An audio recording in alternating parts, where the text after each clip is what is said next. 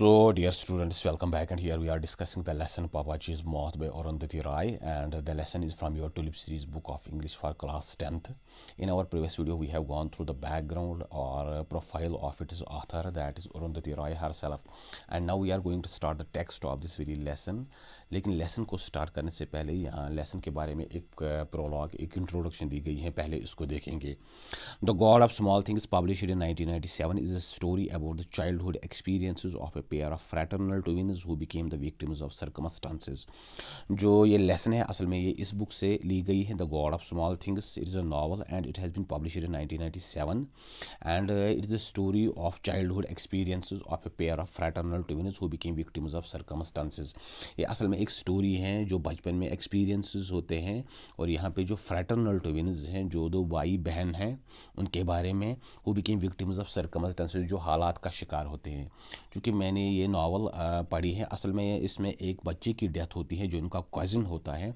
फिर उसकी डेथ से उन दो की ज़िंदगी पे इस भाई बहन की ज़िंदगी पे क्या असर पड़ता है, वो चीज़ असल में इसका मेन प्लॉट है. इसके अलावा इसके जो सब प्लॉट्स हैं, इसमें दूसरी चीज़ों बहुत सारी चीज़ों की तरफ, सोशल पॉलिटिकल इश्यूज़ की तरफ रेफरेंस दी गई है. The book is about how small things build up वनस behaviour and affect the lives of people.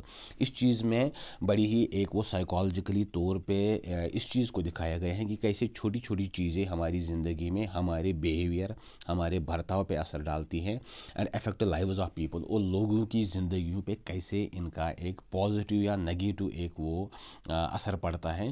जो छोटी छोटी चीज़ें होती हैं जो हमें लगता है कि ये ज़्यादा इम्पॉर्टेंट नहीं है. The book one the Booker price इन 1997, और इस बुक को 1997 में बुकर प्राइज़ दिया गया, जो इंग्लैंड की तरफ से इनाम दिया जाता है to the writers. It was acclaimed a masterpiece which instantly became a best seller, और पूरी दुनिया में इसको एक्लेम किया गया, एक्नॉलेज किया गया, एक्सेप्ट किया गया एज अ मास्टरपीस, एक शाहकार के तौर पे, which instantly became a best seller. और जल्दी ही ये जो बुक थी ये पूरी दुनिया में बेस्ट सेलर, सबसे ज़्यादा बिकने वाली किताब बन गई. और Roy received £500,000 in advance and rights to the book were sold in 21 countries. जो अरुंधति रॉय थी उसको एडवांस में जो £5 लाख दिए गए, और इस बुक के जो राइटर्स हैं, जो कॉपी राइटर्स हैं, वो तकरीबन 21 जो कंट्रीज़ हैं, 21 कंट्रीज, 21 मुल्कों में ये बुक बेची गई, इसको सेल किया गया. The story primary takes place in a town named Aymanam. जो ये स्टोरी है असल में इस बुक की वो शुरू होती है एक जगह से जिसका नाम है Aymanam, now part of Kottayam in Kerala state of India. आजकल ये जो इलाका है ये कोटायम में आता है, जो केरला में आता है, और केरला इंडिया का एक स्टेट है. The temporal setting shifts back and fourth from 1969.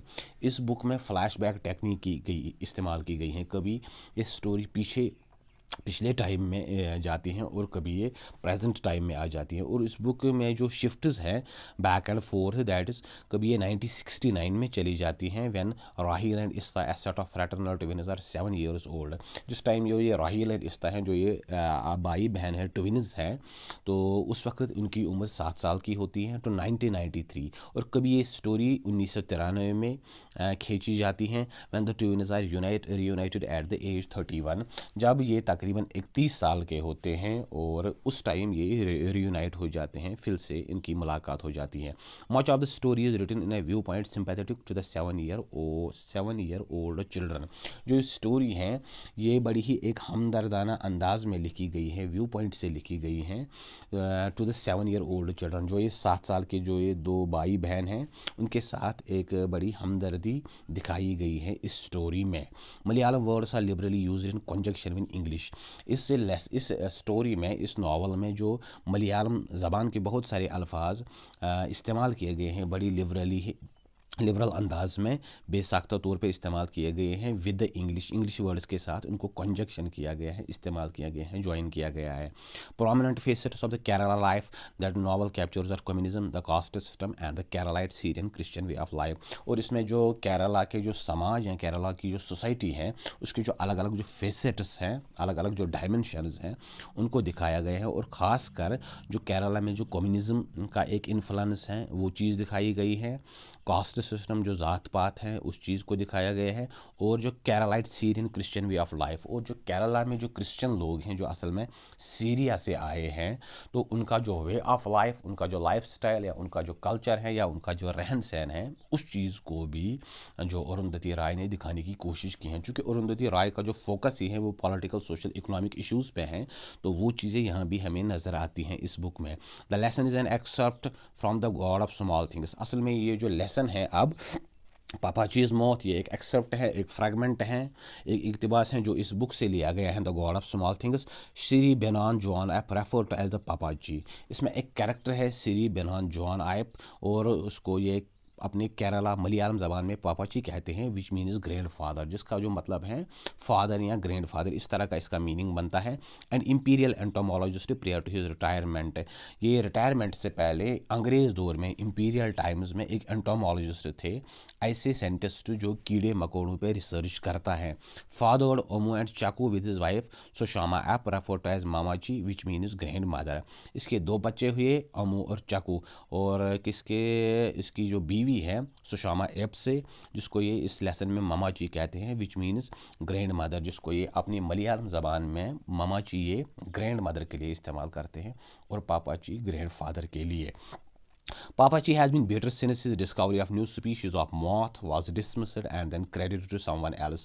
पापाजी का तब से मिजाज ख़राब रहने लगा, उसमें एक बिटरनेस आ गई, उसके जो मिजाज में एक तलखी आ गई, क्योंकि एक टाइम पे उसने जो एक नई स्पीशीज़ डिस्कवर की थी मौत की, जुगनू की, उसको डिसमिस किया गया, अपने टाइम पे उसको एक्सेप्ट नहीं किया गया, और फिर उसकी उस डिस्कवरी को किसी दूसरे के खाते में डाला गया। It was credit to someone else. तो इस वजह से पापाजी हमेशा उसके मिजाज में वो एक डिस्टेस्ट या एक बिटरनेस आने लगी। His facet of being a perfect husband and father hide his abusive tendencies. वो अपने आप को बाहर से एक परफेक्ट हस्बैंड, एक कंप्लीट हस्बैंड और एक कंप्लीट फादर के तौर पे जाहिर करने के लिए जो इसकी एब्यूजिव टेंडेंसीज थी, जो वो डोमेस्टिक वायलेंस करता था, घर पे बीवी बच्चों को मारता था, उस चीज़ के नीचे वो छुपाना चाहता था टुवार्ड्स हिज फैमिली, अपनी फैमिली के लिए, स्पेशली मामाजी, खासकर जो मामाजी हैं उसके साथ वो जो कभी मारपीट करता था, तो इसको वो परफेक्ट हस्बैंड और परफेक्ट फादर के जो शैडो में डालना चाहता था। One night while Papaji is beating his wife. एक रात जब पापाजी अपनी बीवी जो मामाची हैं उसको मार रहे थे, Chacko Ammu's brother a Rhodes scholar home from Oxford stops him and tells him never to do it again. उसी वक्त उसका जो बेटा है अम्मू, चाकू जो अम्मू का भाई हैं, ये जो चाकू हैं ये रोड स्कॉलर था। रोड एक स्कॉलरशिप है जो बाहर जाने वाले, खासकर जो इंग्लैंड जाने वाले, जो ऑक्सफोर्ड कैम्ब्रिज जाने वाली जो स्टूडेंट्स होती हैं उनको स्कॉलरशिप दी जाती थी, तो ये वहीं पढ़ता था। उसी टाइम में ऑक्सफोर्ड यूनिवर्सिटी से वापस आ गया और अपने बाप को इसने रोका and tells him never to do it again, और इससे कहा कि आप फिर कभी मेरी माँ को नहीं मारोगे। From then on till his death, उसके बाद मरने तक, Papaji never hits or speaks to Mamaji again. Papaji ने न कभी अपनी बीवी को मारा और न कभी उसके साथ बात की। This lesson certainly raises important issues that plague our society. इस लेसन में खामोशी से बहुत सारे ऐसे जो समाजी, सियासी, इक्तिसादी जो मामलात हैं, फैमिली लाइफ में जो इश्यूज़ आते हैं, तो उनको उजागर करने की, उनको रेज़ करने की कोशिश की गई है, दैट प्लेग आवर सोसाइटी, जिन्होंने हमारी सोसाइटी को प्लेग किया हुआ है, हमारी सोसाइटी को बीमार किया हुआ है, हमारी सोसाइटी को डैमेज किया हुआ है। So dear students, this was the prologue to this very lesson the God of Small Things. इसमें हमने देखा इसमें मेन कैरेक्टर्स कौन है, पापाजी, मामाजी, फिर उनके जो दो बच्चे हैं, फिर उनके जो पापाजी के साथ क्या मसला हुआ है, इसकी जो डिस्कवरी है वो किसी और के खाते में डाली गई है, और इसका फिर उसके जो टेम्परीमेंट पे क्या असर पड़ा है। So dear students, this was the profile to this very lesson that is Papaji's मौत। तो नेक्स्ट वीडियो में हम ये लेसन स्टार्ट करेंगे। अगर आपको ये जो इंट्रोडक्शन यहाँ पे मैंने दी आपको अंडरस्टैंड हुई, आपको अच्छा लगा, तो इसको ज़रूर शेयर करें, सब्सक्राइब करें, बेल आइकन पे क्लिक करें, ताकि जो और नेक्स्ट आने वाली वीडियोज़ हैं वो भी आप तक पहुँच सके। Wish you all the best and have a nice day ahead. Thank you.